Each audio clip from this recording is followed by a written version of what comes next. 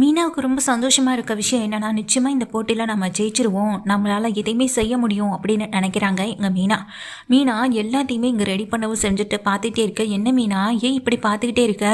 நீ கொண்டு போய் இந்த பூவெல்லாம் கொடுக்கணும்ல அப்படின்னு சொல்லிட்டு சந்திரா கேட்க. ஆமாம்மா, இது எல்லாத்தையும் கொண்டு போய் கொடுக்கணும். நிச்சயமா என்னை இதாம்மா செலக்ட் பண்ணுவாங்க அப்படின்னு சொல்லும்போது, எப்படி மீனா இதெல்லாம் நீ உறுதியா சொல்ற? அந்த சிந்தாமணி ஏதாவது செஞ்சிட மாட்டாளா? எனக்கு அந்த பயம் இருந்துகிட்டே இருக்கு. உன் விஷயத்துலையும் இங்கே என்னுடைய கடை விஷயத்துலையும் ஏகப்பட்ட வேலைகளை இந்த சிந்தாமணி பார்த்துருக்காளே. அப்படி இருக்கும்போது அவ இதில் ஜெயிக்கணும்னு எதையுமே செய்ய மாட்டாளான்னு சந்திரா கேட்குறாங்க. நிச்சயமா என்ன வேணாலும் நடக்கலாமா, ஆனால் எனக்கு அந்த கடவுள் நம்பிக்கை நிறையவே இருக்கு. நிச்சயமா நான் தான் இதில் ஜெயிப்பேன்னு மீனா உறுதியை நம்பிட்டு இருக்கும்போது எங்க சத்யா தான் கால் பண்ணுறாங்க. கால் பண்ணும்போது, அம்மா முக்கியமான வேலைம்மா, கொஞ்சம் வரத்துக்கு டைம் ஆகும் அப்படின்னு சொல்ல, அம்மா அக்கா எல்லாம் ரெடி பண்ணிடுச்சான், கிளம்பிட்டாளா அப்படின்னு சொல்லி கேட்க, இதோ இப்போதாண்டா மீனாகிட்ட பேசிக்கிட்டு இருந்தேன். மீனா எல்லா பூவையும் கட்டி முடிச்சிட்டா. சீதா கூட கொஞ்சம் ஹெல்ப் பண்ணா, அவளும் வேலைக்கு போகணும்னு சொல்லி கிளம்பிட்டா. மீனா எல்லாத்தையும் முடிச்சிட்டாடா, இதோ கிளம்ப போறான்னு சொல்லும்போது, அப்படியா அக்கா அங்கே வந்திருந்த போது, ரேகா வந்திருந்த போது அக்கா சொன்ன விஷயத்த ரேகாவும் கேட்டிருப்பாங்க போல, அதான் ரேகா ஒரு ஃபோட்டோ எடுத்து கேட்டாங்க அப்படின்னு சொல்ல, அப்படியான்னு சொல்லிட்டு இங்கே கேட்குறாங்க. இதோ ஒரு நிமிஷம் நான் மீனா கிட்டே கொடுக்குறேன்னு சந்திரா மீனா கிட்டே ஃபோனை கொடுக்குறாங்க. மீனாவும் அந்த ஃபோனை வாங்கிட்டு இங்கே பேசுகிறாங்க சத்யா கிட்ட. அக்கா நீ அந்த பூ கட்டினல அந்த ஃபோட்டோஸ் எல்லாத்தையும் எனக்கு அனுப்பிவிடுக்கான்னு சொல்ல.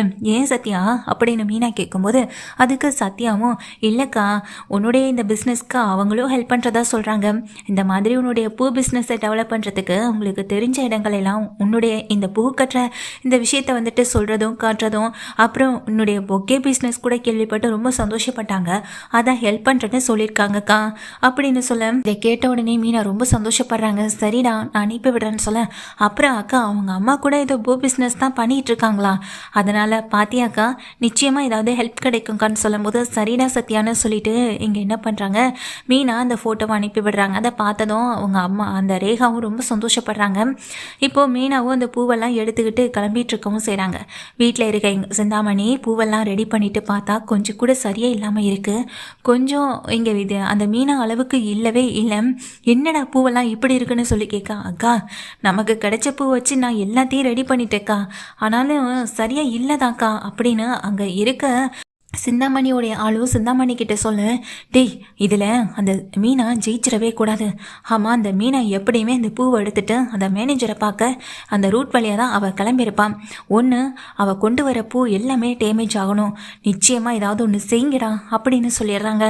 இல்லையா அப்படியும் முடியலைன்னா அந்த பூ எல்லாத்தையும் எடுத்துகிட்டு வந்துருங்கடா அப்படின்னு சொல்ல, சரிக்கா அப்படின்னு சொல்லிட்டு இங்கே அவங்க ஆட்கள் எல்லாருமே கிளம்பி போயிட்டே இருக்காங்க. இந்த மீனாவை ஃபாலோ பண்ணிகிட்டே இருக்காங்க. அந்த சமயத்தில் ரேகா வீட்டுக்கு வராங்க.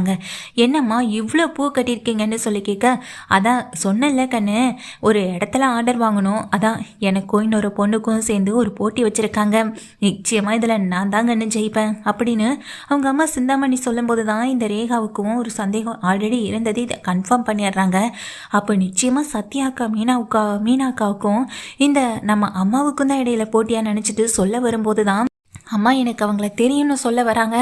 இங்கே அந்த ரேகாவும் அதான் அதுக்குள்ளே சிந்தாமணி சொல்கிறாங்க, கண்ணு இந்நேரம் அந்த எனக்கு போட்டியா என்னைய போட்டிக்குன்னு யாருமே இருக்கக்கூடாதுன்னு நினைக்கிறவனா, எனக்கு கூட போட்டி போடுறதுக்கு வரான்னு தெரிஞ்ச பிறகு எப்படி கண்ணு சும்மா இருப்பேன், அதான் அவள் பூவண்டியை நான் தூக்க சொல்லிட்டேன் அப்படின்னு சொல்ல.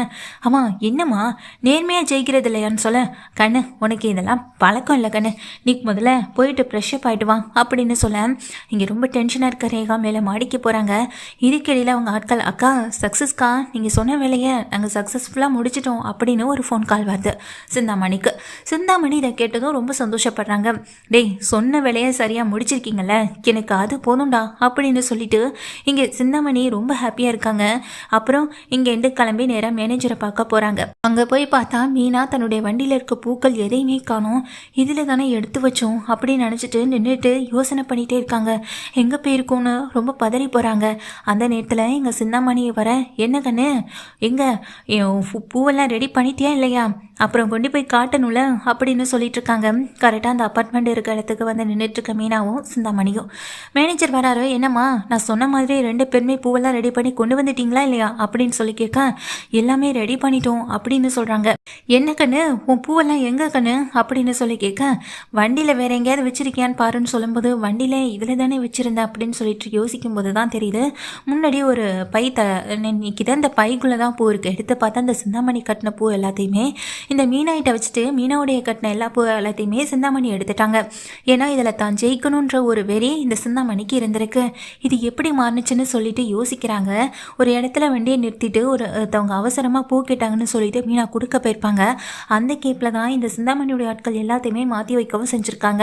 கஸ்டமர்ஸ்கிட்டே கொடுத்து இதை நம்ம கன்ஃபார்ம் பண்ணிக்கலாம்னு சொல்லிட்டு அந்த 275 வீடு இருக்க அப்பார்ட்மெண்ட்டில் சில பேரை வரவழைச்சி அவங்க கிட்ட இங்கே கருத்து கேட்குறாங்க.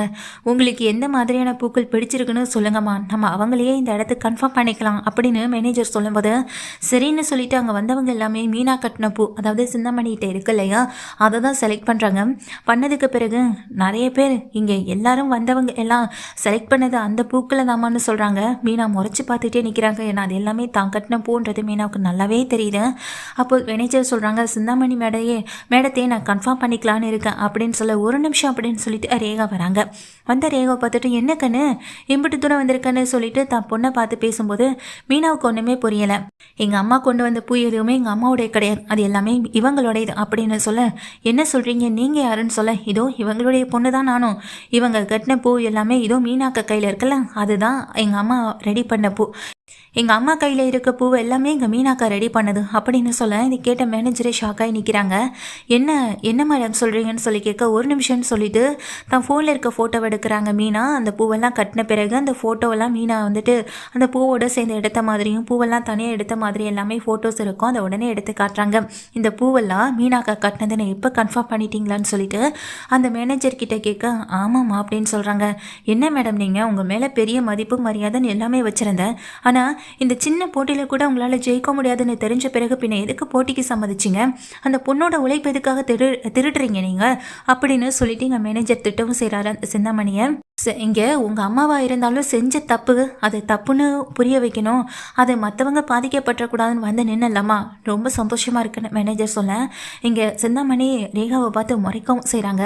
மீனாவுக்கு அந்த ஆர்டர் கைவிட்டு போகிற நேரத்தில் இங்கே திரும்ப அவங்க கைக்கு கிடைக்கவும் செய்து இந்த ரேகாவுடைய நேர்மையை நிறச்சி இங்கே மீனா சந்தோஷப்பட்டுட்டு இருக்கும்போது அக்கா நீங்கள் எதுக்கும் கவலைப்படாதீங்கன்னு சொல்ல இப்படிப்பட்ட அம்மாவுக்கு இப்படிப்பட்ட ஒரு பொண்ணு உண்மையை சொல்லட்டுமா ரேகா, உங்கள் அம்மா கூட நீங்கள் இருக்கவே கூடாதுன்னு தான் நான் நினைக்கிறேன், ஏன்னா உங்கள் அம்மா கூட இருந்தால் நீங்களும் அப்படின்னு சொல்ல கவலைப்படாதீங்கக்கா, நான் இப்போ எங்கள் டேடி கூட தான் இருக்கேன் அப்படின்னு சொல்லிட்டு ரேகாவும் பார்த்துட்டே இருக்க மீனா அங்கேருந்து கிளம்புறாங்க. ஆர்டர்களை கையில் வாங்கிட்டு இங்கே நிற்கிற சிந்தாமணியை பார்த்து ரேகா சொல்கிறாங்க, இந்த ஒரு விஷயத்துக்காக தான் நான் உங்கள் கூட வந்து இருக்கக்கூடாதுன்னு முடிவு பண்ணேன், நீங்கள் சூஸ் பண்ணுறது எல்லாமே தப்பாக தான் இருக்குது, என்னுடைய லைஃப்பை மட்டும் உங்களால் எப்படி சரியாக சூஸ் பண்ணிட முடியும், இனி என்னுடைய விஷயத்தில் நீங்கள் தலையிடாதீங்கம்மா, நான் இனி எதுவாக இருந்தாலும் நான் அப்பா கூட இருந்த எல்லாத்தையுமே நான் பார்த்துக்கிறேன், எங்கள் பிஸ்னஸ் எல்லாத்தையுமே நாங்கள் பார்த்துக்கிறேன் அப்படின்னு சொல்லிட்டு ரேகா ரொம்ப கோவமாக அம்மாவை பார்த்து திட்டிட்டு அந்த இடத்த விட்டு கிளம்பி வெளியே போகவும் செய்ய மொத்தத்தில் இந்த சிந்தாமணி மேனேஜர் முன்னாடியும் இந்த மீனா முன்னாடியும் தன்னுடைய பொண்ணு ரேகா மூலமாகவே அவமானப்பட்டு நிற்கவும் செய்கிறாங்க.